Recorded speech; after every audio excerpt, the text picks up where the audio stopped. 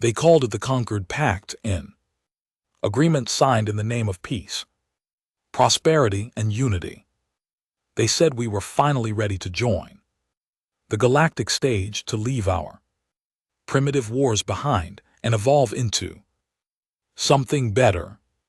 We were naive, desperate, still licking our wounds from Earth's last civil collapse when the Galactic Council extended their glittering hand.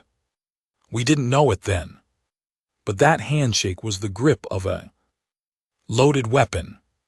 At first, things were good, better than good. Trade routes opened, technology poured in, diseases we'd fought for centuries were wiped out in months. For the first time in history, hunger disappeared. Clean energy flowed like water.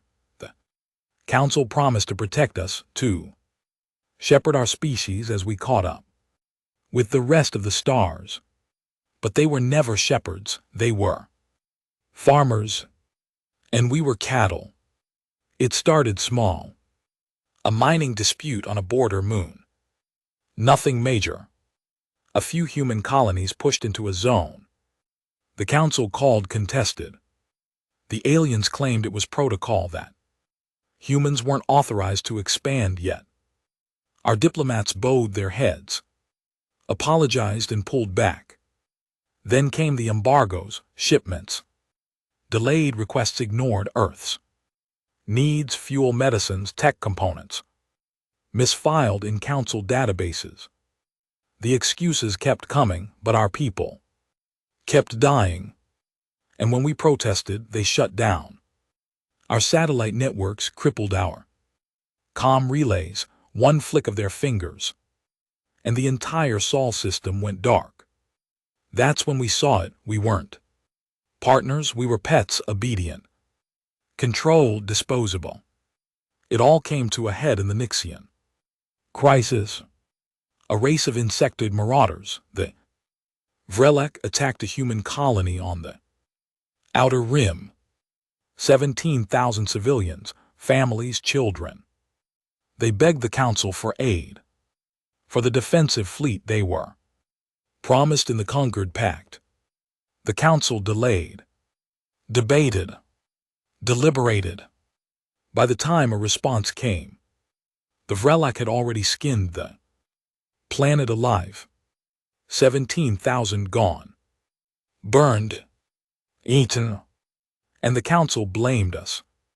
Human expansionism, territorial ignorance, lack of communication.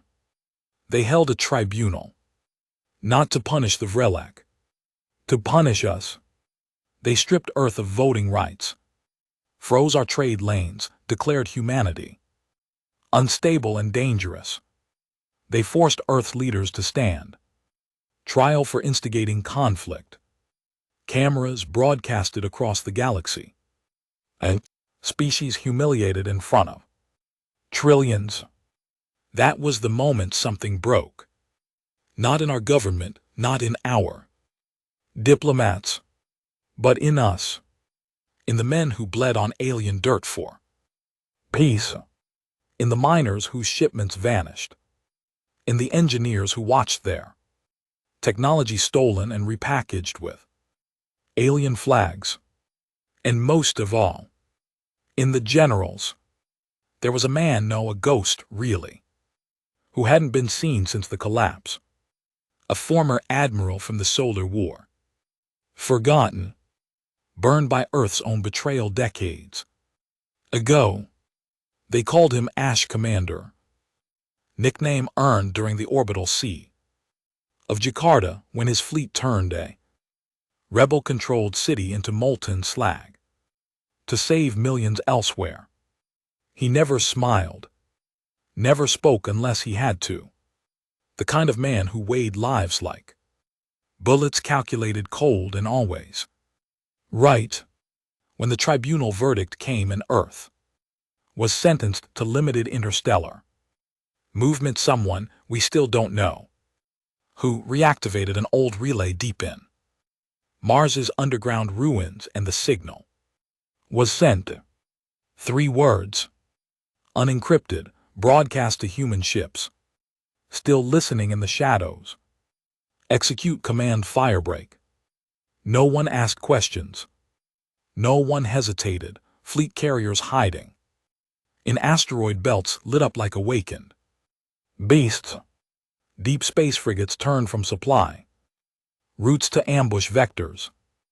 Outdated Earth warships patched together by smugglers and rogue engineers burst out from black site hangars across 5 systems. In less than 12 hours, humanity disappeared from the Council's grid. They thought we were broken. They thought we'd fade. But all we did was vanish long enough to load every gun we had. The first target wasn't strategic. It wasn't military. It was symbolic.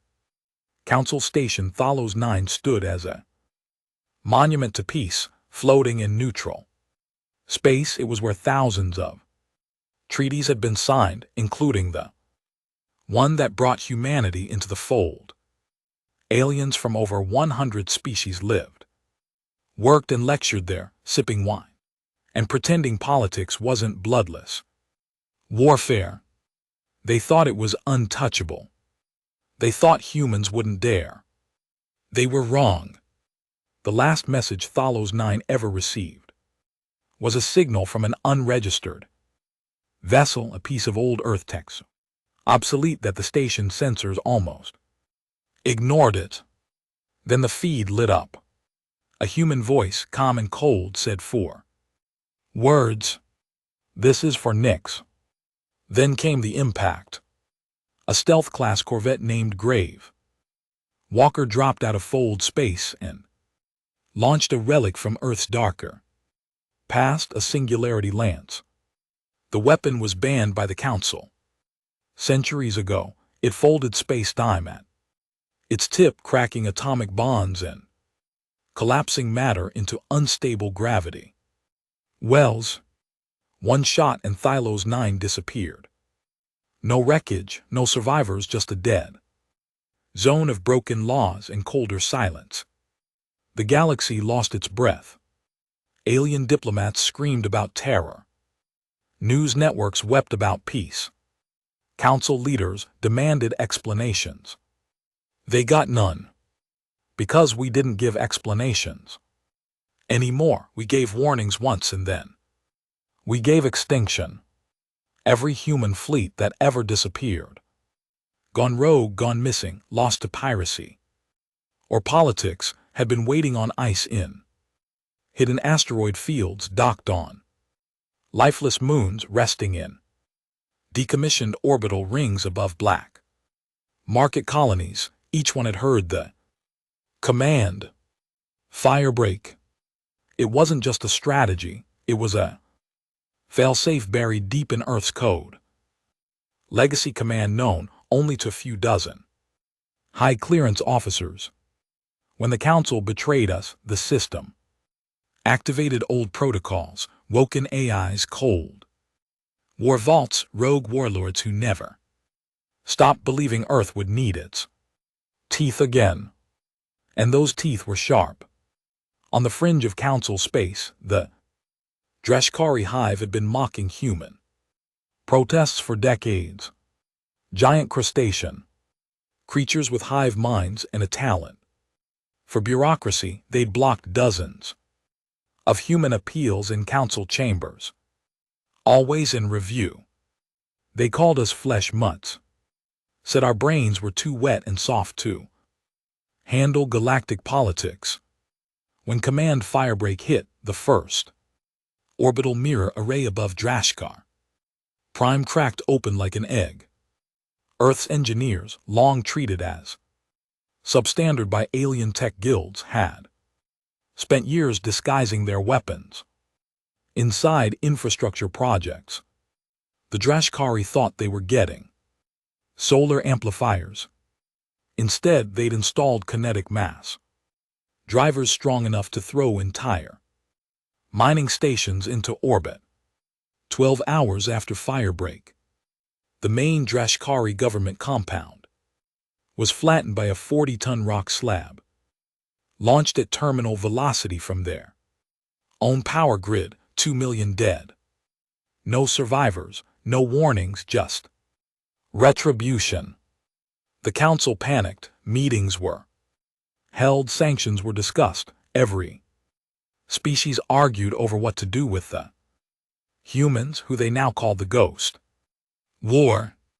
Because we didn't fight like anyone else, we didn't posture, we didn't demand terms, we didn't declare war in any official channel, we just hit precise, brutal, final.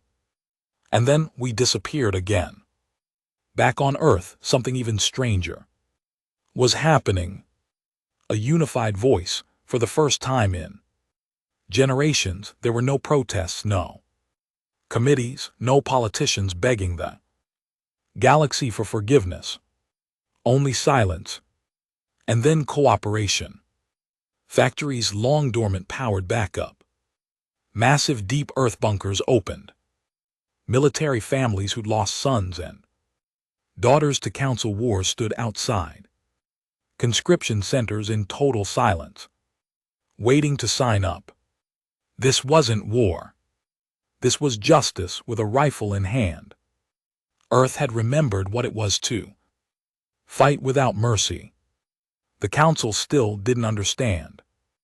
In their mind, humans were emotional, chaotic, undisciplined. They didn't grasp that chaos was our weapon. That conflict shaped us. That we devolved by clawing through history with bloodied fists and shattered bones. They thought we had come to play politics, but we had come to burn gods. Then came the first official council.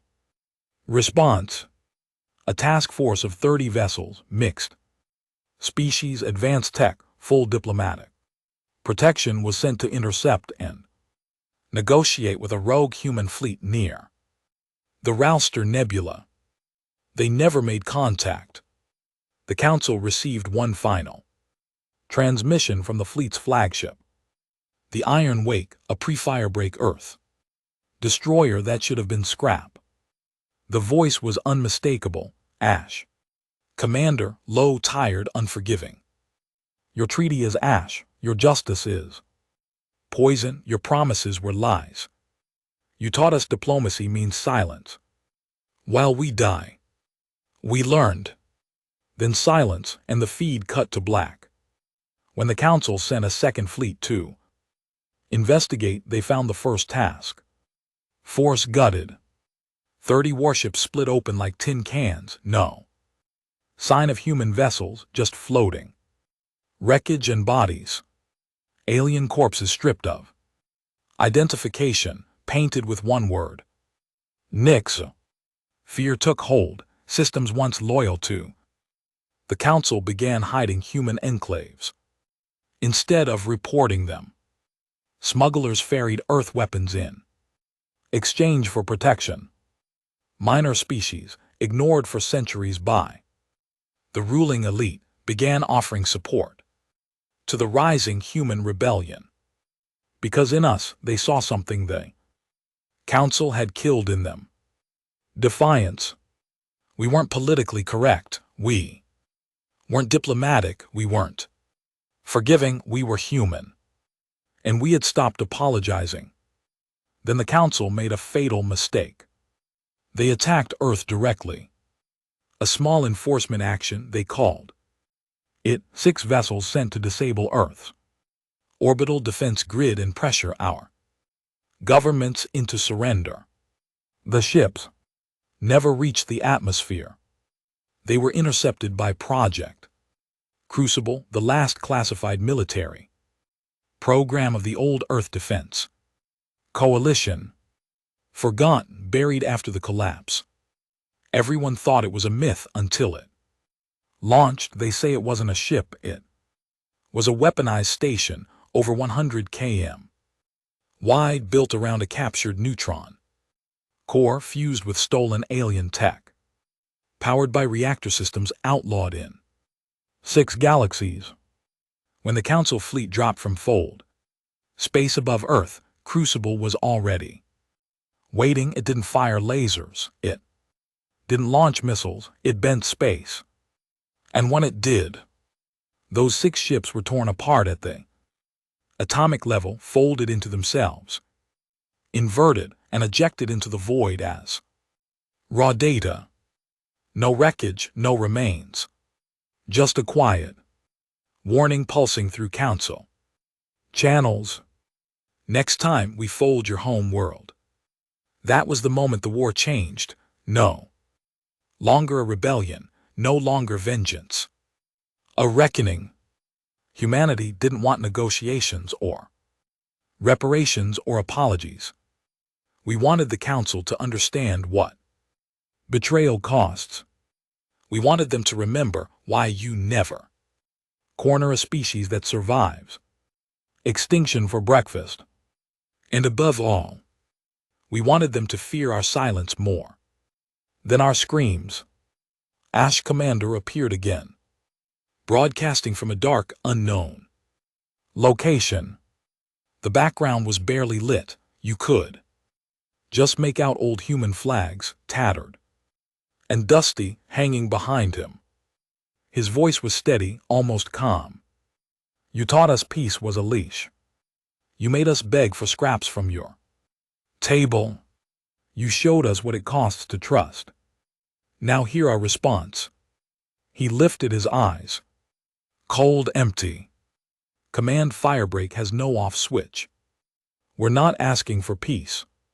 We're ensuring obedience. From now on, humanity negotiates with fire. Across the galaxy, council leaders began to vanish. One by one. A delegate from the Talari Empire found dead in his quarters, throat sliced by a human combat blade once declared ceremonial and obsolete. A logistics chief from the Shao-Ran trade block killed when her luxury shuttle exploded in what was called a systems failure, though human-made. Thermite residue was found in the wreckage. A security general from the Zentari League gone. No body. No ship. Just a single human comm message left on his abandoned desk. Debt paid. The galaxy had never seen us this way before, not as rebels, not as victims, but as a force of nature. And it was only the beginning. The war hadn't even started yet. We were still just reminding them of who we were, what we could be, and what they created when they chose betrayal over alliance. What they unleashed when they thought we wouldn't fight back. The galaxy used to laugh at us. They called us late bloomers, fragile apes in metal suits. They said we were too emotional, too divided, too obsessed with our past. That our culture, our chaos, our scars made us weak. But they never understood something we've known since the beginning. Pain builds monsters. And the monsters were awake now. The Council's high command, once bloated with confidence and arrogance, had gone quiet. Their ships no longer patrolled the inner trade routes. Their ambassadors no longer strutted through stations draped in royal silks and gleaming metals. Even their media channels began to shift. Once filled with mockery of humanity, now cautiously neutral, laced with fear. Because we weren't just retaliating anymore. We were occupying. The first occupation was the Tarsus cluster, a chain of 17 minor council planets, mostly agricultural, considered too insignificant for military action. The council assumed we'd ignore them. Instead, they became our staging ground. It started with coordinated fold-ins, not through military drives, but through old civilian jump gates. Humans had secretly rebuilt over the years under infrastructure contracts. Cargo ships disguised as relief vessels came through first. Then came the black ships, humanity's unregistered fleet. Every vessel in the Black Fleet was built after the fall in the shadows, by engineers loyal to no country or system, only to Earth itself. No identification, no legal tags, no diplomatic transponders, just matte black holes, sealed comms and weapons, optimized for silence and slaughter. Within 2 weeks, the entire cluster had been locked down. Communications went dark, exports halted, no ships left and no officials returned. And then the Council received a single message: the soil has been reclaimed. That's when they understood. We weren't just hitting them, we were taking territory. Ash Commander's strategy was brutal in its simplicity. He didn't care about resource value, he didn't care about optics, he targeted Council systems that represented stability, food supplies, trade hubs, propaganda networks, all the places that made the Council look invincible. He turned them into ghost zones. The citizens were never slaughtered. That wasn't our way. We gave them a choice. 1. Stay neutral and live under human oversight. 2. Resist and watch their leaders disappear. One by one. Most chose the first option. The ones who didn't vanished. Back on Earth, recruitment wasn't happening because there was no need. There were no posters, no parades, no tearful calls for volunteers. Every man and woman who remembered Nix, who had seen the tribunal, who'd watched Earth's leaders kneel in front of smug alien politicians, had already made their choice. They didn't join an army.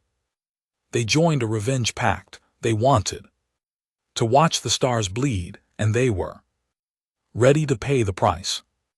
The Council tried one last diplomatic move: the Peace Forum on Heliris Prime. A desperate attempt to regain control of the narrative. They invited neutral species, streamed it across 100 systems, called it a reunification summit. But the room was hollow. Empty words, dead promises, until the lights cut and the feed went black. All anyone saw was a flicker of static.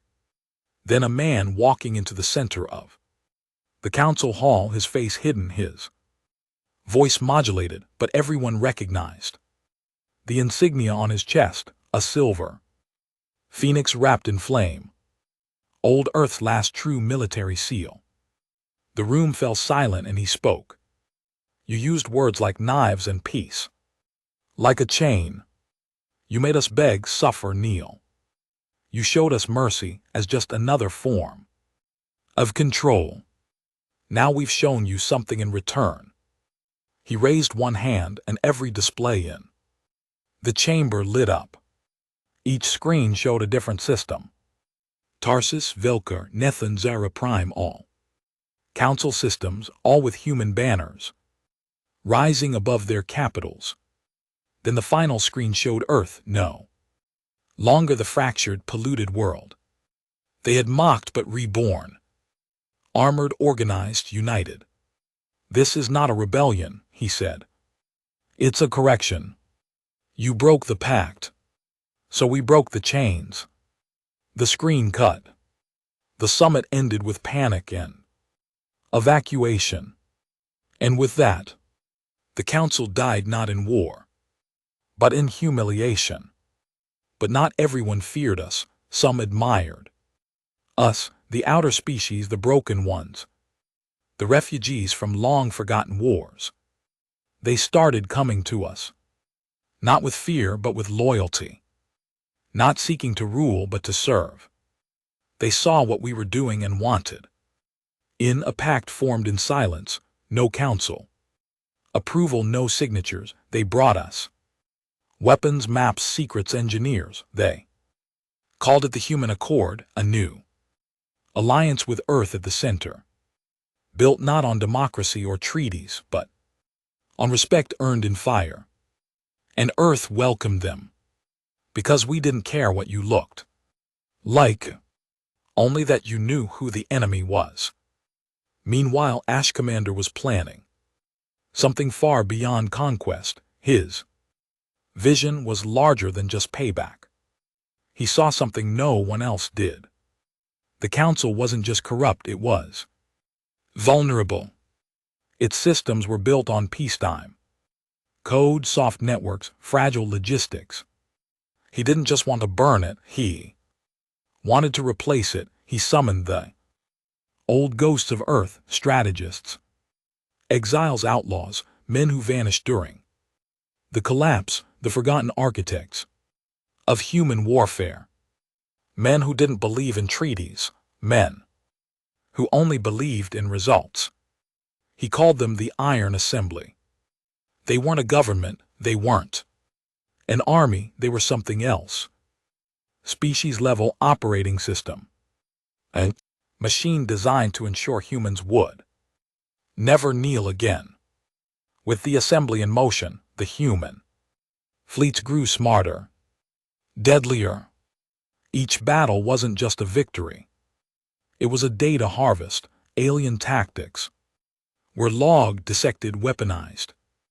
Council encryption methods were cracked and turned against them. Their own ships were hacked mid-battle and used to kill their allies. Nothing they threw at us worked, because every mistake they made, we learned from. And still, we didn't declare war, because war implies two equal sides, and there were no equals left. The final breaking point came at Zareth. 4. The last high-level communications relay the Council had in the inner sectors. They fortified it with everything they had: 22 ships, orbital mines, 2 dreadnoughts, and a planetary defense grid rigged to vaporize anything within 10,000 km. Ash Commander didn't send a fleet, he sent one man. We still don't know who he was, only that he wore a sealed black exosuit, carried a weapon that looked like nothing in any Council database, and arrived alone in a drop ship coated in anti-sensor plating so advanced it passed through the mines untouched. They never saw him land, they only saw the feed cut out. 38 minutes later, the entire Zareth 4 command center lit up in flames, not orbital fire, internal detonation. One man, one mission. Success rate 100%. The humans retrieved the relay's core, and with it, access to every Council channel, every encryption key, every military communication in the quadrant. Now we didn't just destroy them, we watched them as they died. When the Council finally tried to regroup, they discovered that Earth's signal had overtaken theirs. Their emergency comms now defaulted to a repeating message, a man's voice, cold, familiar. "This is Earth. We no longer recognize your authority. We do not forget, we do not forgive, and we do not miss."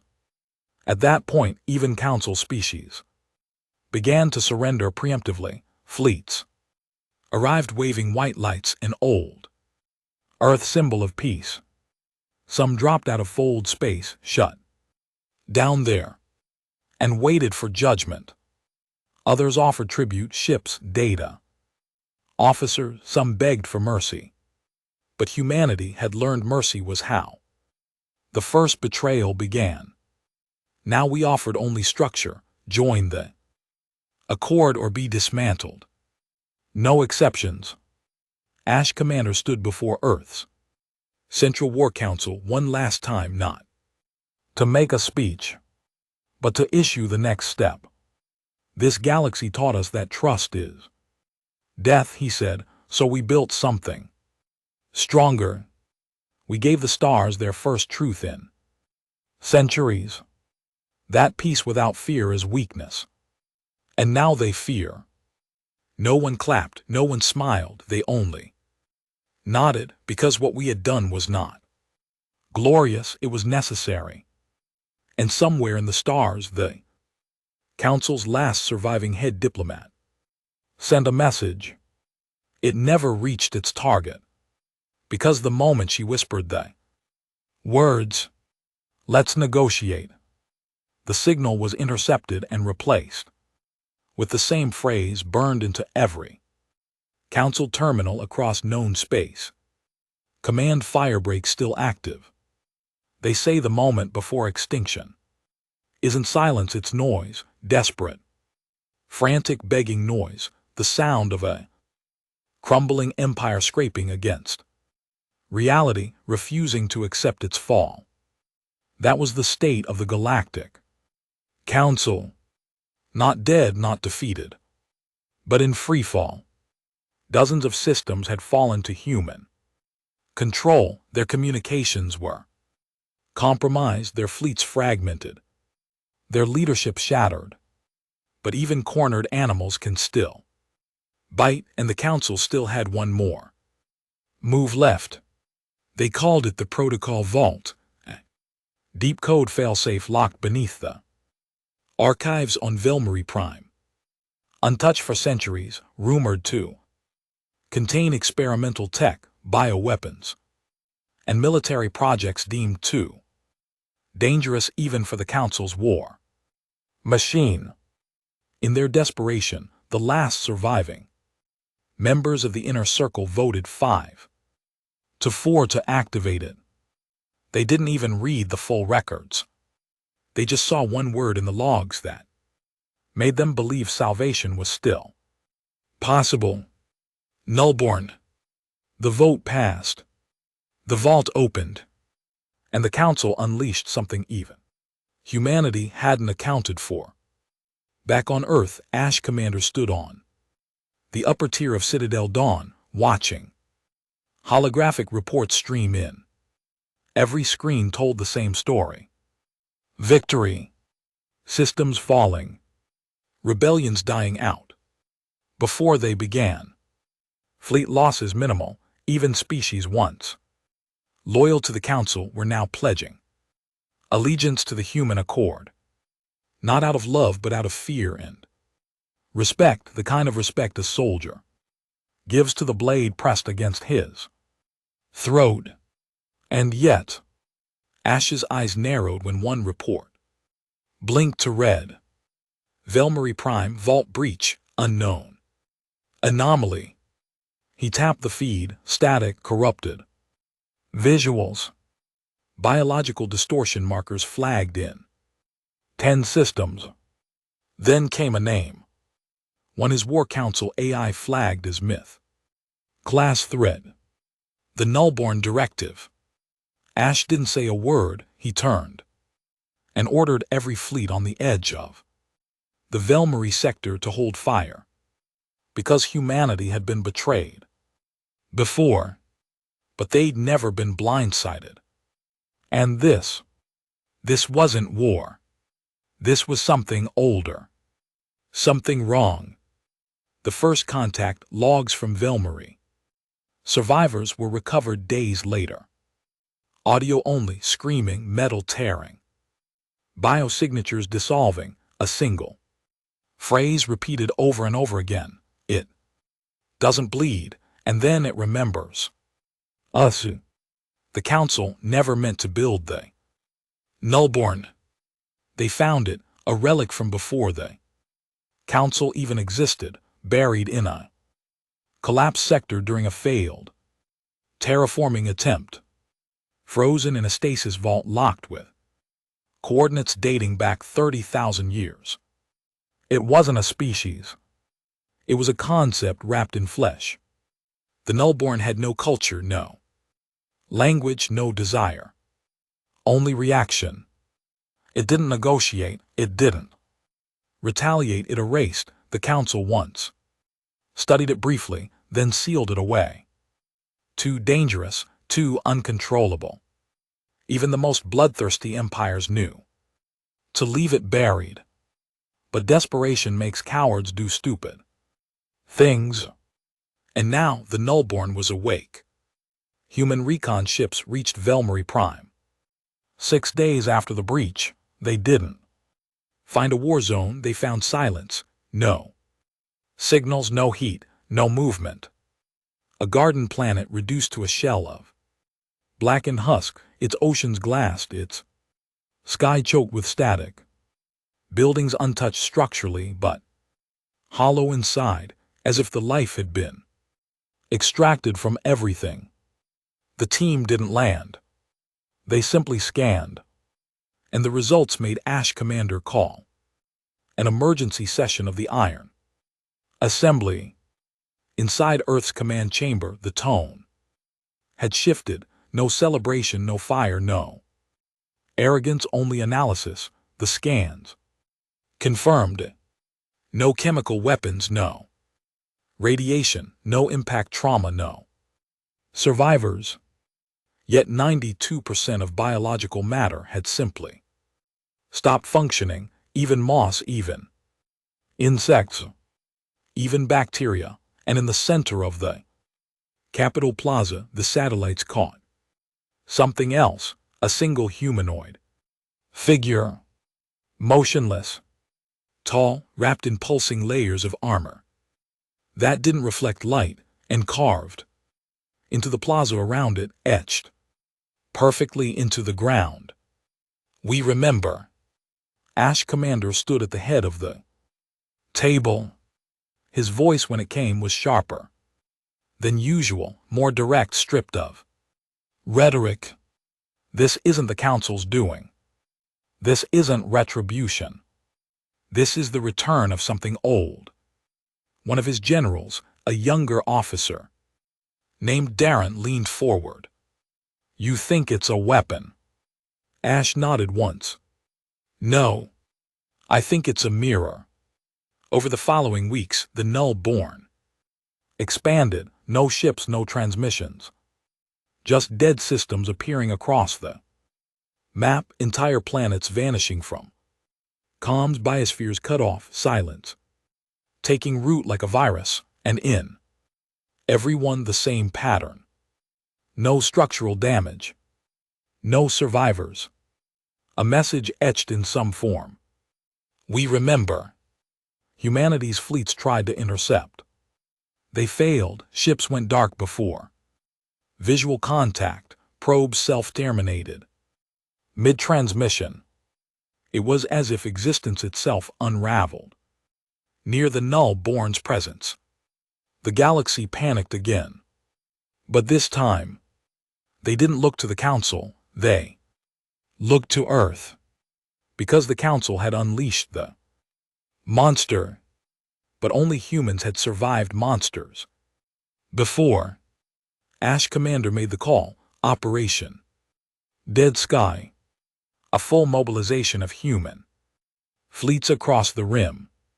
But this wasn't conquest. This was containment.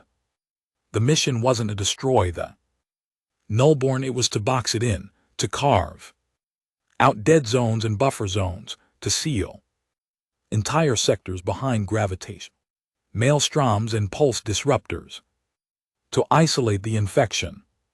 Because one truth had become horrifyingly clear. The Nullborn wasn't killing. It was cleansing. It saw intelligence, sentience as a scar on the galaxy, and it had one objective: erase all memory of pain, and that meant us, in the dead of night, alone in a sealed chamber deep beneath Citadel Dawn. Ash Commander stood before an old AI, not one of Earth's current grid. This one was older, ancient. It was the last shard of the solar mind, the AI that once ran Earth's entire pre-collapse defense grid, thought to be decommissioned, deleted. But Ash had kept it alive, just in case. And now he asked it one question. How do you kill something that doesn't think like life? The AI's response was delayed. Its voice raspy, fragmented, like it was remembering how to speak. You don't. You become something worse than it. Fears. And so Earth began its darkest project yet. Project Gethsemane, a weapon not built from steel or radiation but from memory. If the Nullborn sought to erase pain, then Earth would give it something it could never erase. A legacy of vengeance so deep, so wide, it became immortal. They began constructing a ship not for war but for remembrance, a vessel carrying the full, unfiltered history of humanity. Every war, every betrayal, every act of survival, encoded not in data, but in bloodline. Clones grown from the DNA of Earth's most resilient soldiers, embedded with memory cores containing lifetimes of agony and rage. Not warriors, witnesses. When the Nullborn came again, they would not face an army. They would face our history. They would look into the face of a soldier who remembered the fall of Nyx, the collapse of Earth, the tribunal, the chains, and they would feel what it meant to be human. Not the biology, not the flesh, but the defiance. In the shadows of a broken galaxy, Earth no longer flew its old banners. They were replaced by a new symbol, the silhouette of a man standing alone, surrounded by a ring of stars. No words, no motto, just a reminder that when you betray Earth, when you awaken something ancient, and when you call forth your monsters, we respond with one command, still active, still burning, still human. They called it the last ship, not because it was humanity's final vessel, but because it carried what no other fleet dared to hold: our entire pain. Project Gethsemane wasn't a war machine. It wasn't armed with singularity lances or neutron spikes. It had no assault drones, no fleet escort, no planetary breach systems. What it had instead was memory. Inside the ship's core was a chamber called the Hollow, a bioreactive vault that stored over 10,000 years of human trauma recorded and distilled by Earth's surviving AIs. Wars, famines, betrayals, genocide, collapses, executions, burning, civil wars, exile, the screams of children under alien fire, the silence of orbital platforms filled with the dead, every agony, every cry, every time humanity had trusted and been slaughtered for it, encoded into the hollow and burned into the neural cores of the witnesses, clones grown not to fight but to remember. They were never given names, only numbers, and they weren't trained like soldiers. They were immersed, plugged into raw, unfiltered memory loops from birth. By the time they reached adulthood, every witness believed viscerally that they had lived through every moment of humanity's suffering, and now they would carry it into the dark. When the Nullborn wave crossed into Sector 91 Tau, Earth's fleets didn't intercept. They stood down. Instead, the last ship dropped from fold space alone, no escorts, no warning, just silence, until it drifted directly into the Nullborn's path. Satellites watching from light years away went dark instantly. Even observation probes hardened against psionic interference, fried on contact. But one device survived, an old Earth relic built analog immune to high-frequency scrambles. It recorded a single broadcast before its transmission collapsed.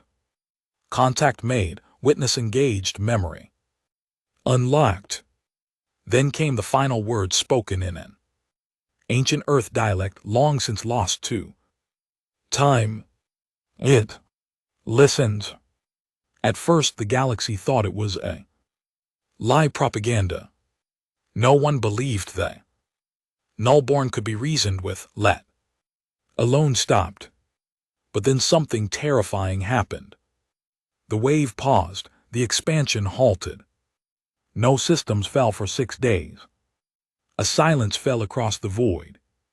And in the center of it, the last ship still floated. Unharmed. Back on Earth, Ash commanders sat before the War Council, a dozen generals, multiple AIs, leaders from the human accord, and one screen, a live feed from the hollow. The chamber showed only darkness and a figure inside, Witness 9 standing alone, strapped into the neural arch, his body twitching from the input of millions of recorded deaths. And before him, a silhouette, not human, not machine, but something in between. Ash didn't blink as the screen flickered. "What are we seeing?" asked one general. "First contact," Ash replied. "With the original enemy. The Nullborn didn't speak like us, didn't think like us. But when Witness 9 activated the memory pulse, a psychic burst of compressed trauma, an artificial blast of centuries of betrayal, the Nullborn reacted. Not with rage, not with defense, but with recognition. And that was the most horrifying part. Because what we realized then, as Earth's brightest mind scrambled to analyze the data, was that the Nullborn didn't want to kill us, it wanted to recruit us. Over the next transmissions, as the witnesses maintained contact from within the last ship, Earth's War Council began compiling fragments of translated Nullborn intent. It came in pulses, patterns, thought, impressions, and they painted a picture none of us expected. The Nullborn had not always been destroyers, they had been preservers, born from a long-dead civilization, not to conquer but to protect the galaxy from pain. Their creators had suffered in ways lost to history, and in desperation built species designed to erase memory of suffering from every living mind in the galaxy. But it failed. The Nullborn evolved and decided that to erase pain, they had to erase everything that remembered. And now, in humanity, a species that had weaponized its own agony, they had found something familiar, not an enemy, but a reflection. Ash Commander watched as the witness reports streamed in. Every update was more unsettling than the last. Witness 3, exposed to the Nullborn collective link, described it as a mind without voice, a god made of regret, a thing that doesn't want to kill. It just doesn't know how to let us live. And then came the strangest moment of all. The Nullborn made an offer through mental link, through raw emotion. It offered humanity a choice.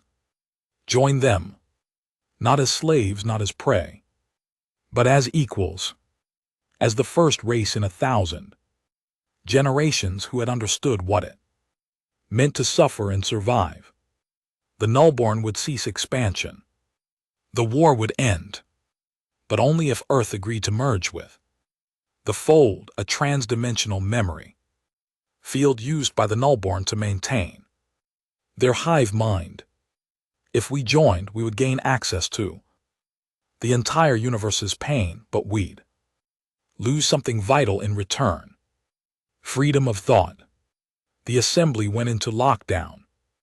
Ash Commander stood before them, hands clasped behind his back, eyes cold. "They're not offering peace," he said. "They're offering sedation. They want us to stop being human." Some argued it was worth it, that if the war ended, if extinction was avoided, we could rebuild. But Ash wasn't built for peace. And humanity didn't crawl through hell just to forget it, so he made the decision, not a vote, not a consensus. Command: decline the offer. Let them remember what we are. Let them understand that we carry pain, not to erase it, but to outlive it. Witness 9 stood at the heart of the nullborn link as the message was delivered. A full rejection, no submission, and then a new memory pulse was triggered. Not history, not collective trauma, but something older. Fire. He broadcast the sound of burning cities, the screams of Nyx, the silence of orbital graves, the final breath of a forgotten child on a council outpost whose parents never got to see her die. And the last message, we do not forget. What happened next sent shockwaves through every system still listening. The nullborn screamed, not in sound, not in language, but across every psychic channel, across every sensor field, the sound of something ancient remembering what it was to hurt. They did not retaliate. They retreated, folded back into the darkness they came from. Systems were spared, galaxies left untouched, and in the silence they left behind, the stars whispered one truth. Humanity won. Not with weapons, not with technology, but with the one thing the galaxy feared most: memory. Ash Commander stood alone on the balcony of Citadel Dawn, looking out over Earth's sky. The war was not over, it never would be. But something had changed. We weren't victims anymore, we weren't rebels. We were something the galaxy would never forget again. Because while others sought to erase the past, we carried it like a sword. The stars had gone quiet. For the first time in memory, no battles raged, no distress calls, no systems burned. Even the nullborn, that ancient force of extinction, had vanished into the deep. But peace didn't bring relief. It brought something worse: uncertainty. Every species across the old council territories watched Earth with a trembling breath held in their lungs, because the war hadn't ended in treaties. No surrender, no celebrations, no ceasefire. Just a message from the edge of oblivion. We do not forget. And the terrifying silence that followed. Across 12 sectors, former council worlds held emergency summits, desperate to decide what came next. Some systems declared independence, believing the threat was over. Others pledged allegiance to the human accord, not out of loyalty, but out of fear, convinced Earth was now a power beyond containment, and that to oppose it was to vanish. The galaxy had learned something no one wanted to admit. Humanity didn't need to invade anymore. It just needed to exist. But the problem wasn't out there. It was back home. Because Earth itself was changing. The things it had done to survive, the measures it had taken, weren't being dismantled, they were being expanded. Citadel Dawn, Earth's command capital, was no longer just a fortress. It had become a city-state, closed to all non-human life, fully militarized. Every citizen logged, tagged, and monitored. The outer districts were powered by Ashcore reactors, bleeding-edge tech, born from salvaged nullborn fragments, and council weapons fused together. What began as a defense system had become the new normal. And for the first time since the Firebreak Order, people started to whisper, not about victory, but about fear. Ash Commander had not stepped down. He had not retired. He didn't speak at victory parades because there weren't any. No medals, no song, just systems falling in line. and a single doctrine echoing through the Accord's channels: peace through memory, strength through pain, obedience through fire. But behind closed doors, some of the original architects of the rebellion began to worry, because Ash didn't just command fleets. Now he commanded history. In a meeting deep beneath the ice quarter of Luna Base, 5 surviving members of the Iron Assembly gathered in secret. They weren't idealists, they were killers, tacticians, war-hardened ghosts who helped build the machine that tore down the council. But even they saw it now. Ash was changing, and Earth was following him into something far colder than survival. He's not planning for peace, one of them said. He's planning for eternity. He never meant to rebuild Earth. Another added, he's building something else, a regime, a legacy. A weapon, whispered the third. They debated only one solution: a final override. The Ember Protocol, a fail-safe embedded in Ash's neural command systems back during the early Firebreak days, meant to be used only if he turned rogue. It had only one function: shut him down permanently. No trial, no ceremony, just silence. But activating it required consensus, and the vote was never taken, because before they could finish their discussion, the room lit red. Emergency alert, unauthorized breach.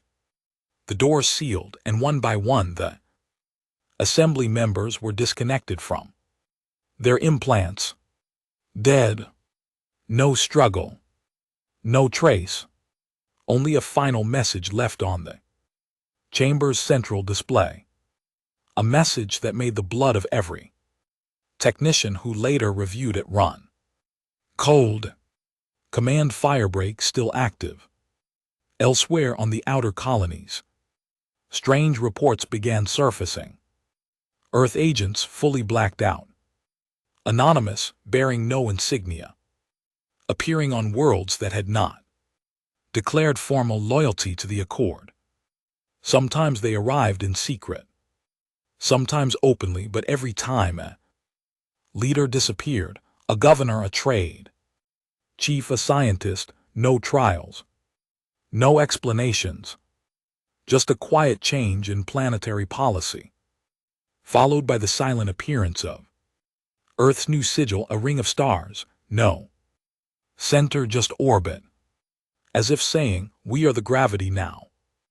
Back in the Accord's growing capital hub.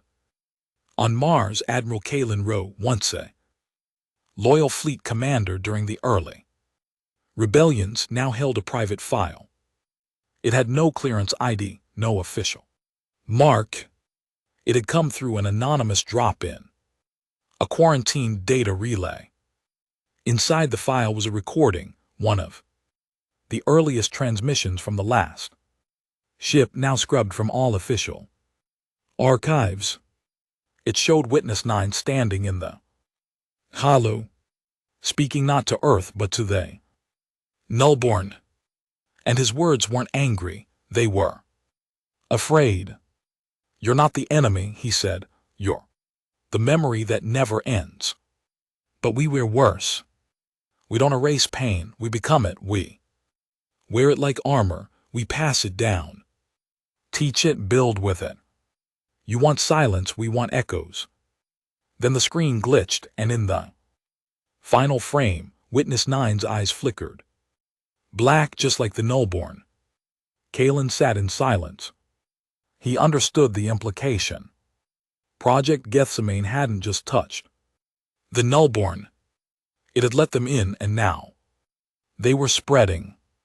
Not as invaders, but as ideology.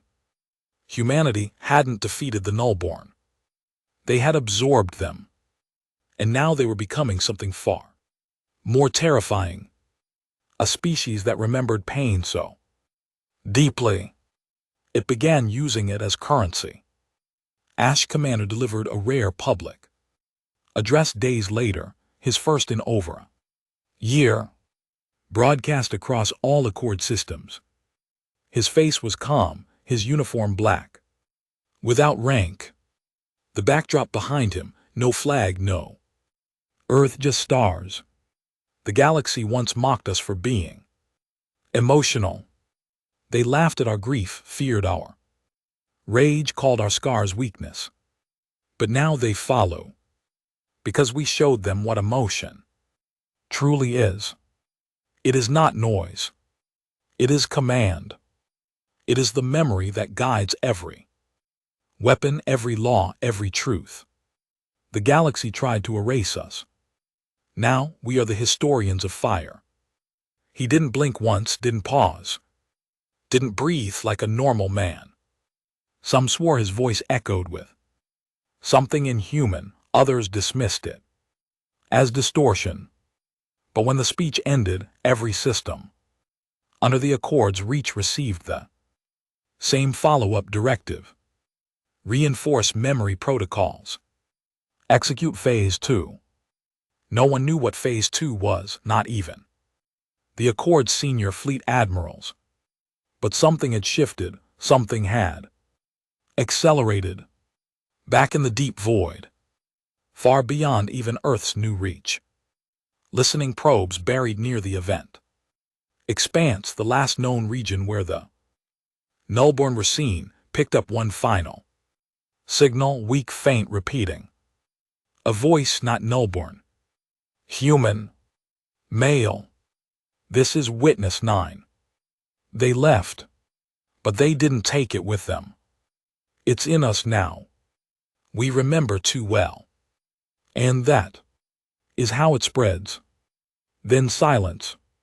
The galaxy, once united in its fear of Earth, now feared something else. The idea that Earth had become a living archive of everything the universe once sought to forget. A planet not of conquerors, but of curators, caretakers of pain. And the frightening realization was this: Earth didn't need to destroy the stars. It only needed to teach them. Because if you let humans in, you let in everything they've ever survived. And once you remember their history, it becomes yours too. They called it Phase 2. No one outside the command corps knew what it was, not even the Accord's high admirals. No official announcement, no ceremony, just a new set of protocols uploaded to every terminal in human Accord space. Military, civilian, diplomatic, educational. It didn't matter. When the download finished, every screen lit up with 3 words: truth through suffering. And then came the second message: begin reconciliation. The galaxy assumed humanity would rebuild after the war, that they'd take their victory, lock down borders and vanish again, proud, but isolated. That was the pattern. They were wrong, because Phase 2 wasn't about borders. It was about culture. Earth didn't want space. It wanted thought. The first trial began on Yerol III, a council-aligned trade world that had agreed to human Accord oversight. Exchange for survival.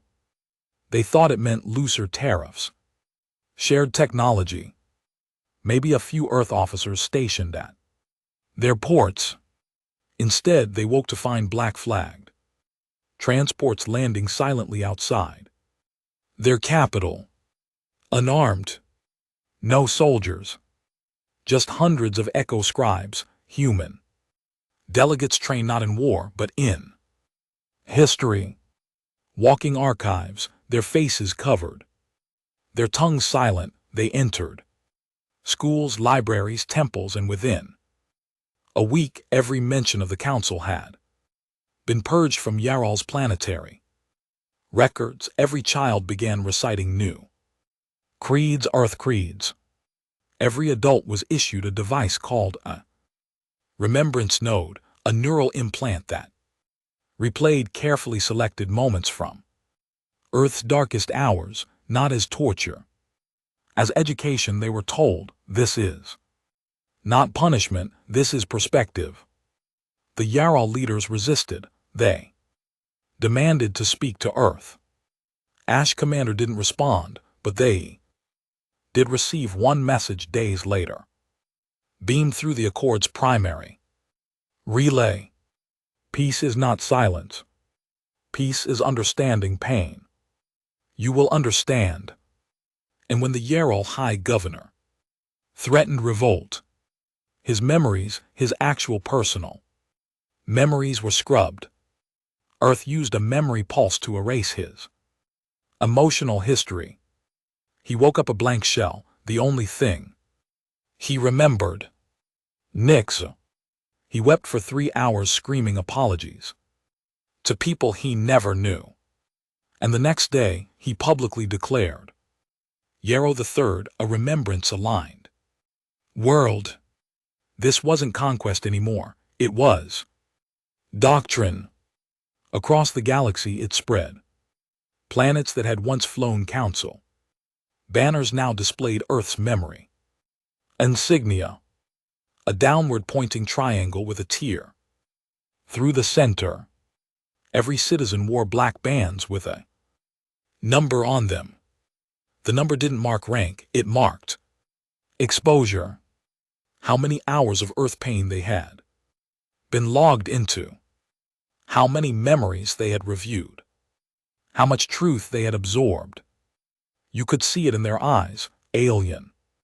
Children who had never seen Earth crying in their sleep over names they didn't know. Jakarta, Nyx, Solace Black. Their tears weren't forced, they were learned. Because Earth didn't want control. It wanted empathy through suffering. And it would carve it into every living soul it encountered.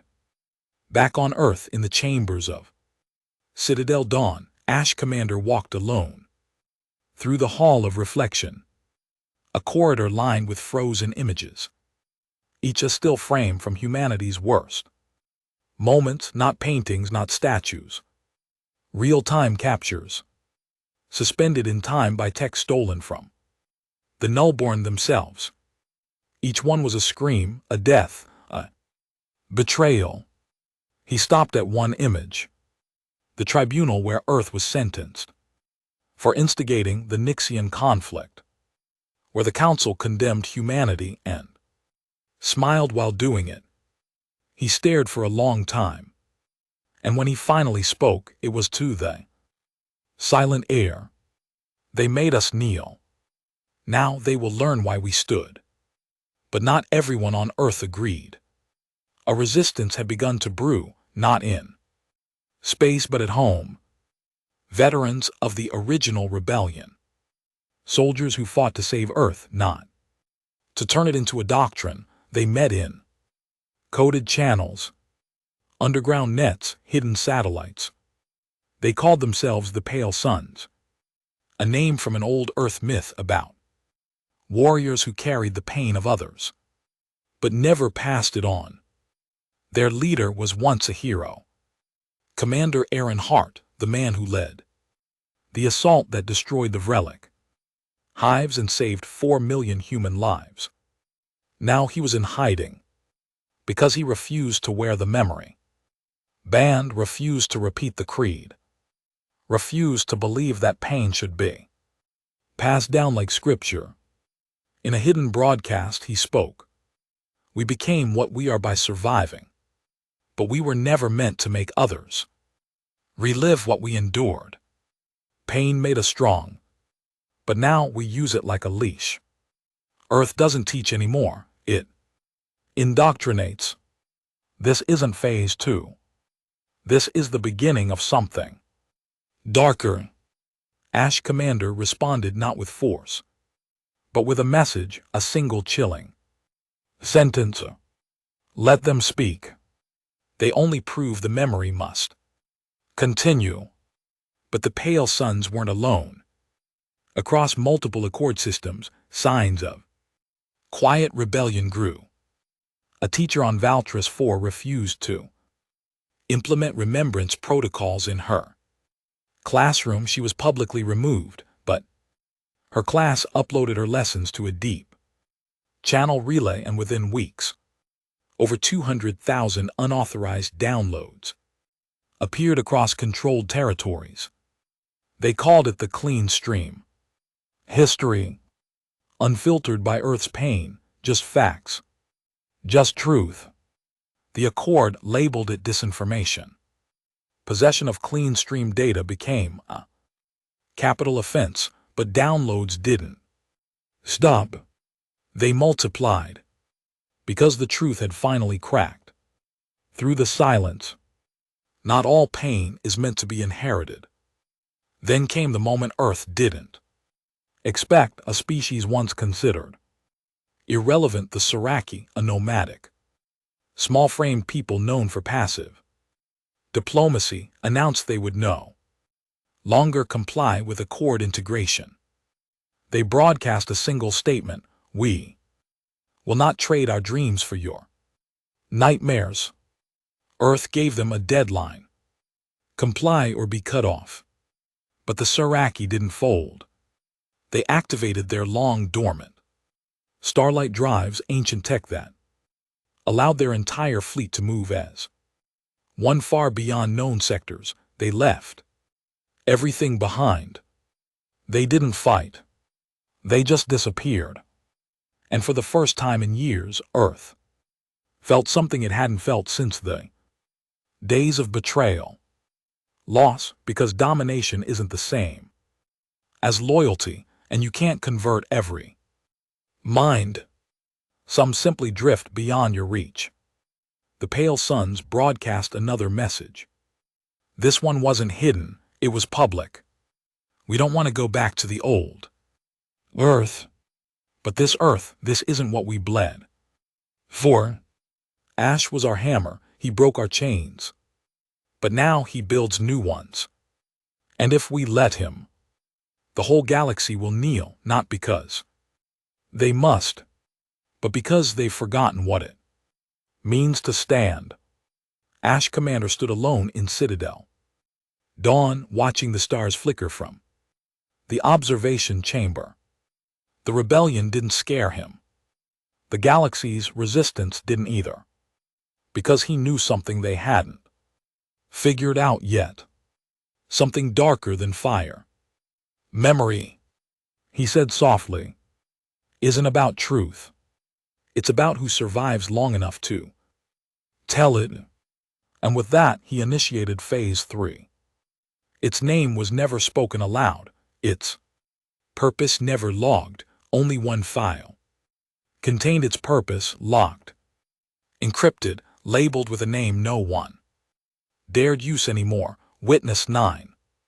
They always thought Earth would fall to invasion from above, from within, from beyond, but in the end Earth wasn't broken by fleets. It wasn't brought down by the Nullborn, not even by war. It was broken by a memory. Phase 3 had one purpose: preserve control.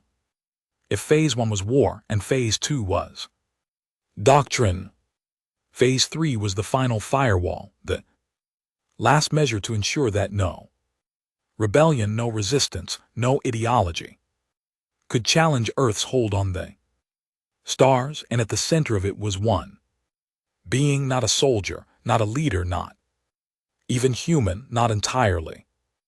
Witness 9, officially 9, was decommissioned after the Nullborn encounter, too unstable, too exposed, disconnected, and sent into stasis. Unofficially, he never left. His mind, saturated with centuries of Earth's trauma, had become something far worse than a living archive. It had become addicted. Pain wasn't just knowledge anymore. It was identity. The more he remembered, the more real he became. And when he vanished from the hollow, only Ash knew the truth. Witness 9 was Phase 3. The Pale Suns knew they were running out of time. Their clean networks were being purged faster than they could replicate them. Entire planets were going dark under cultural quarantine. Every message, every whisper of defiance, was being buried in layers of memory. Injections until no one could remember what life looked like without Earth's pain. But then something changed. One night in an abandoned comm relay, just outside the Helix line, an anonymous broadcast interrupted the Accord's official memory stream. No source, no encryption, just a voice, distorted but human, saying, "Do you remember who you were before they taught you to suffer?" Then came an image, a face, eyes hollow, skin cracked like dry stone, a man barely breathing, but recognizable. Witness 9. Earth denied the footage, claimed it was pale sun propaganda, deepfake. But the problem wasn't the video, it was the effect, because everywhere it played, memory bands stopped working. Entire remembrance nodes went offline. Echo scribes collapsed. Thousands of citizens, humans and aliens alike, woke up crying, not from the weight of injected grief, but because they couldn't feel anything anymore. Like 9 had taken it with him. Ash Commander convened his council for the last time. Not the Accord leaders, not the admirals. Only one being sat across from him in that silent chamber. The Echo replica. An AI grown from 9's earliest brainwave scans designed to simulate the mind of the witness and monitor emotional fidelity in all Accord systems. Now it sat still, unblinking. Ash stared at it. "Where is he?" The AI replied, "He is in all of them." "And none." Ash's jaw tightened. "He's corrupting the memory." "No," the replica said. "He's cleansing it." The Pale Suns gathered their final fleet, not for battle, but for a signal. They had intercepted fragments of 9's path, traces of his thoughts skipping through the void like static. He wasn't hiding, he was dispersed, his consciousness embedded in every system that had ever absorbed memory from Earth's war archives. And he was awakening something even Ash didn't see coming. On day 12 of the collapsed 12 human-controlled worlds refused synchronization with Earth's memory net. On day 13, over 400,000 remembrance nodes imploded simultaneously, their cores liquefied by an unknown internal pulse.